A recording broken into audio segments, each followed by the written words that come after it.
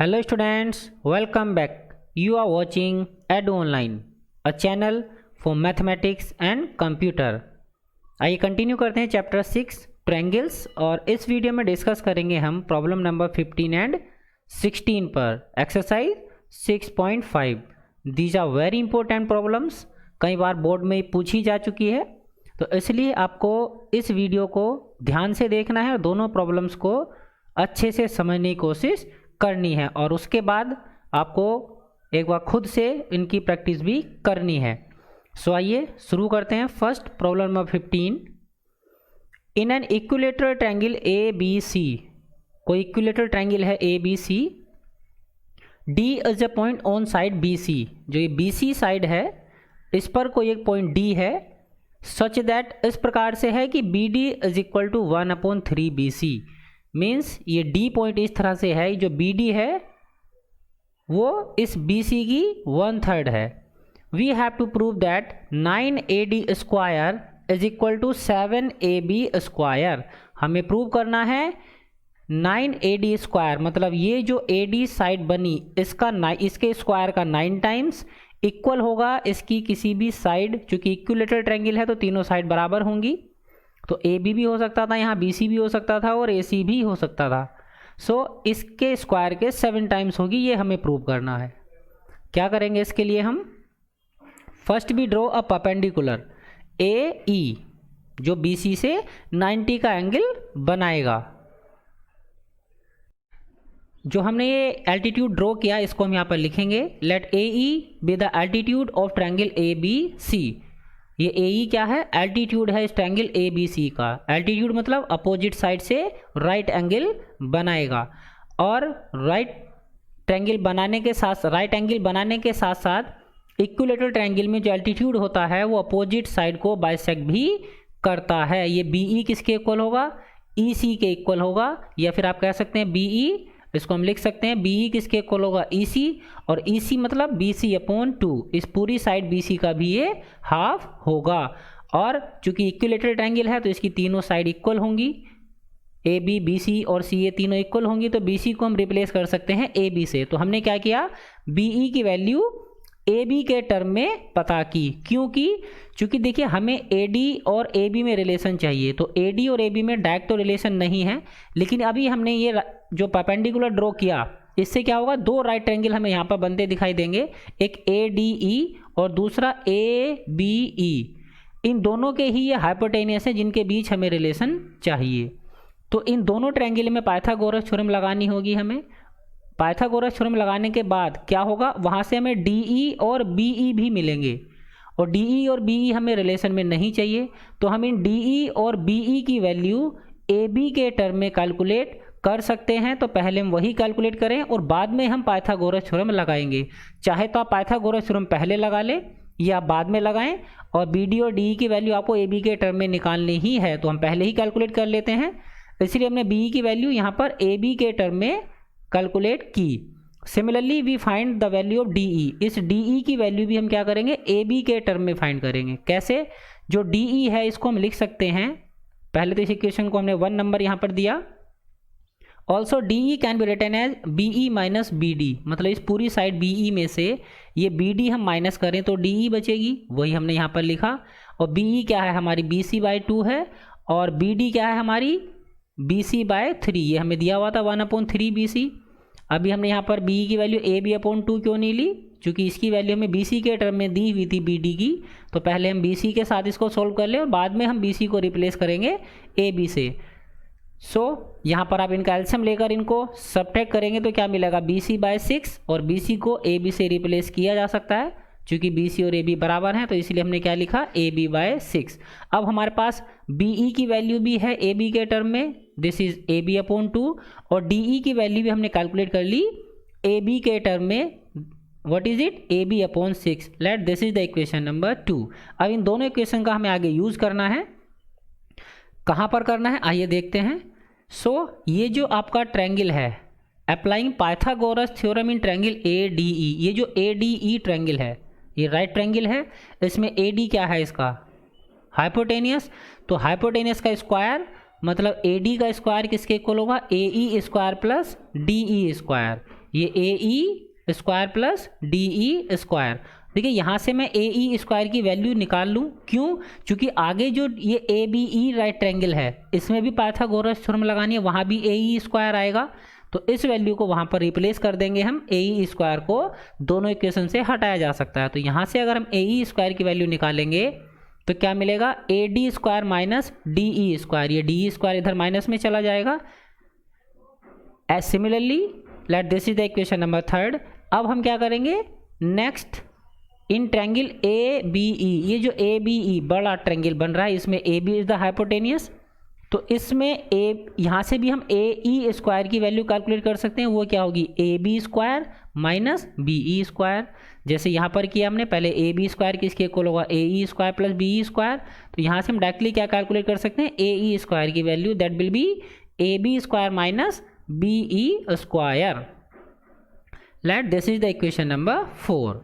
अब ये दोनों ही ए ई स्क्वायर की वैल्यू हैं और हमें जो रिलेशन चाहिए वो ए डी और ए बी में चाहिए, तो इन दोनों इक्वेशन को हम कंबाइन करेंगे। कैसे? दोनों ए ई स्क्वायर की वैल्यू हैं तो दोनों आपस में क्या होंगी? इक्वल होंगी। So from equation 3rd and 4th we get क्या मिलेगा? A D square minus D E square equal to A B square minus B E square. अब आप देखेंगे यहाँ ए डी स्क्वायर और ए बी स्क्वायर तो हमें चाहिए, लेकिन ये डी ई और बी ई नहीं चाहिए जो हमें रिलेशन प्रूव करना है। तो इन डी ई और बी ई को हम रिप्लेस कर सकते हैं ए बी से। हमने पहले ही वैल्यू फाइंड की थी, वो इसीलिए की थी ताकि हम यहाँ पर उन्हें रिप्लेस कर सकें। So just first we transport this D E to this side, इस डी ई को हम इधर लेकर आए, चूँकि ए डी स्क्वायर हम एक तरफ रखना है और दूसरी साइड ए बी स्क्वायर रखना है।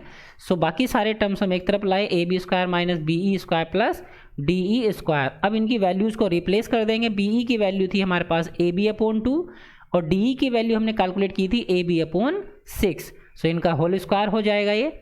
फर्दर इसको आगे सोल्व करेंगे तो क्या मिलेगा? ए बी स्क्वायर अपॉन 4 और यहाँ से ए बी स्क्वायर अपॉन 36। अब देखिए कंप्लीट यहाँ पर आप ये समझ सकते हैं कि पहले इनका एलसीएम ले ले, इधर 36 एलसीएम आएगा और फिर बाद में क्रॉस मल्टीप्लाई करें, या आप ऐसा समझ सकते हैं कि पूरी इक्वेशन को आप 36 से मल्टीप्लाई कर दें। पूरी इक्वेशन को 36 से मल्टीप्लाई करेंगे तो यहाँ हो जाएगा आपका 36 ए डी स्क्वायर। यहाँ पर मैंने एलसीएम लेकर सोल्व किया है, इस साइड एलसीएम लेंगे तो 36 आएगा और इसके अपोन में कुछ नहीं है तो 1 मानेंगे। 1 से 36 को डिवाइड करेंगे 36 टाइम्स जाएगा और 36 की ए बी स्क्वायर से मल्टीप्लाई करेंगे तो 36 ए बी स्क्वायर।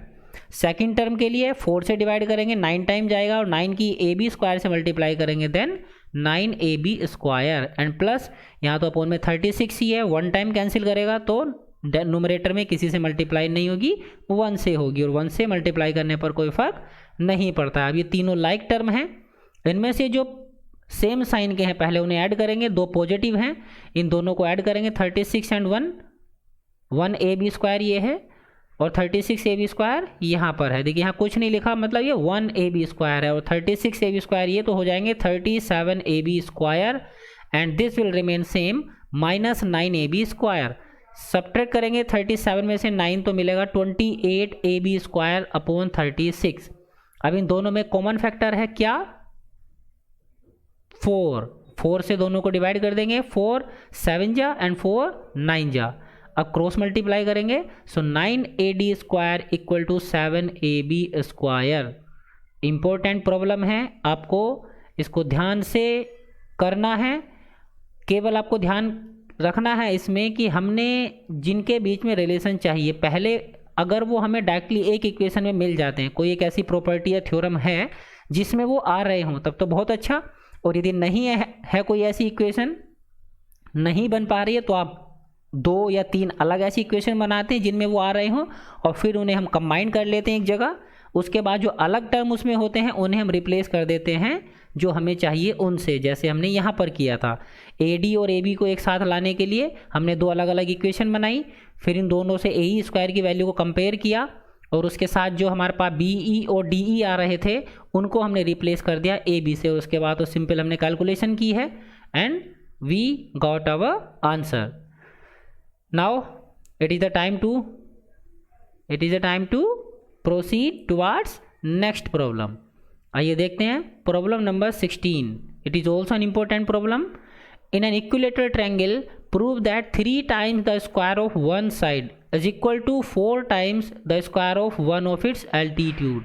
हमें क्या प्रूव करना है, किसी भी इक्विलेटरल ट्रायंगल में उसकी किसी भी साइड के स्क्वायर का 3 टाइम्स किसके इक्वल होता है, 4 times the square of one of its altitude. किसी भी एल्टीट्यूड के स्क्वायर का 4 टाइम्स आप करें तो वो किसके इक्वल आएगा, साइड के स्क्वायर के 3 टाइम्स के इक्वल आएगा।